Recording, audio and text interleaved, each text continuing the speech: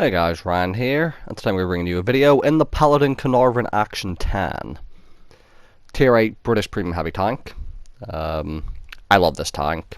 I love the fact it's a British Heavy Tank. It was the first British Heavy Premium tank for Tier 8. I love the way it looks. I love the DPM. I love the AC. I just love this tank. I'm two Spandex in the Eradicator, the other Tier 8 British Premium Heavy Tank. His one's an auto-loader, mine's a single-shot one. And we're on Swamp Assault mode and we're defending. So, the Paladin, quick rundown because I already went over its stats a bit more detail.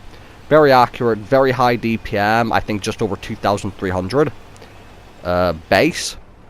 And with my equipment and crew skills and whatnot, and without a premium food consumable, if you look, I don't have any premium food, my reload is under 5 seconds. Which means if you can track someone in this, they're fucked. Unless they have a repair kit. Like, they are not repairing in time. To get out the way of you. So you can perma-track people for days.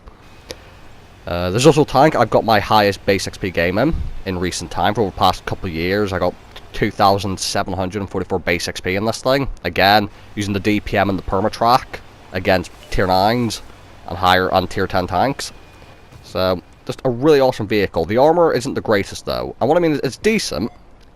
I like my defensive position for this game. But, unlike a T-32, where I feel really confident to hold down, this thing does have a good turret, but if you look when I go out of sniper view, you will see a very big cupola, especially compared to a T-32, on the right-hand side there. So this thing's turret, not as good as T-32, and not invincible. And also, higher tier vehicles, especially if they're loading premium, can actually shoot through the turret ring.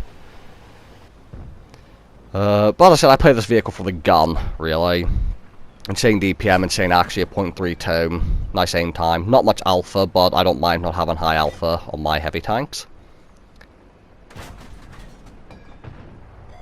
And because of assault mode, I'm not going to play too aggressive. As I said, this is my defense position, because you can kind of go hold down here. I did get hit once as I came up to shoot the Conqueror.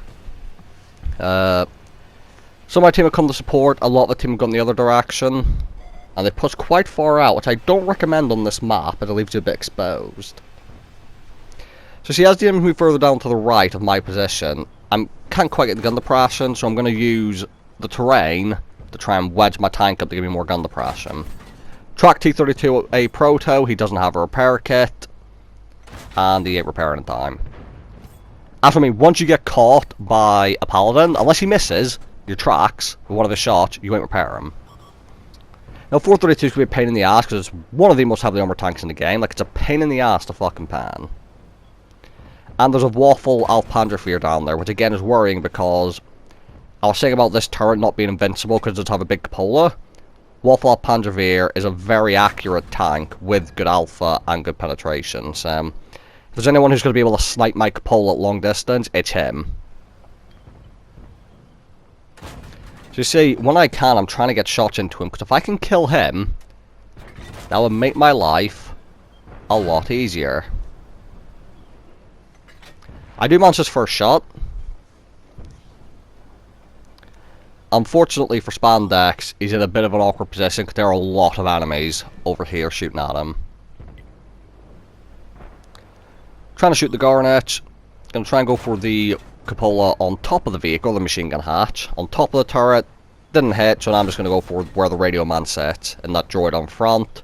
The infamous weak point, the most well-known one. And just gonna see her pen it repeatedly. Now, the Waffles popped up, I hit him, I try backing up, he does hit my cupola. A lot of hit points gone. Now, I don't really want to poke in front of the Waffle, but there's a lot of enemies here. And I kind of need to use my DPM to do as much damage as possible. I need to start racking up the damage and start killing people as quick as possible if I can. I'd like a bit more support over here, because personally I feel like this side of the map's more important than assault mode. But as I said, our team are off doing something else at the other side of the map. Now see, I didn't aim that one fully in because I didn't want to stay in front of the Waffle, and see, because I moved out the way, I may have missed the shot, but I did avoid the Waffle shot. And just look at the reload on this thing. This is a tier 8 heavy tank.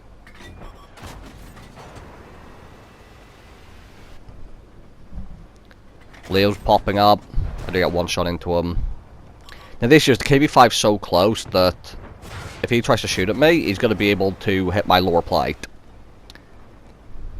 Thankfully he just hits my tracks there. The Leo comes up. Unfortunately he's using the 300 alpha gun, which is really annoying for me.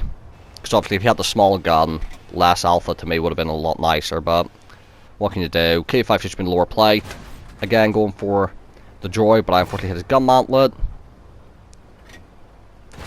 Trying to deal with these people as quick as I can, which as I said, there's no better vehicle at tier 8 heavy-wise than a Caernarvon for dealing with people quick. I have to expose myself because I have to do damage. I need to start hitting people. And the waffle nails me in the turret again. Now look, when I open the map, where our team is right now, that's not particularly useful where those TDs are. Not the one at the castle, the one further down. They shouldn't really go there when you're defending on assault. It's not as bad because there's no artillery, but if there's artillery, you'll get fucked if you go there. So I'm going to skip forward a little bit to the results screen.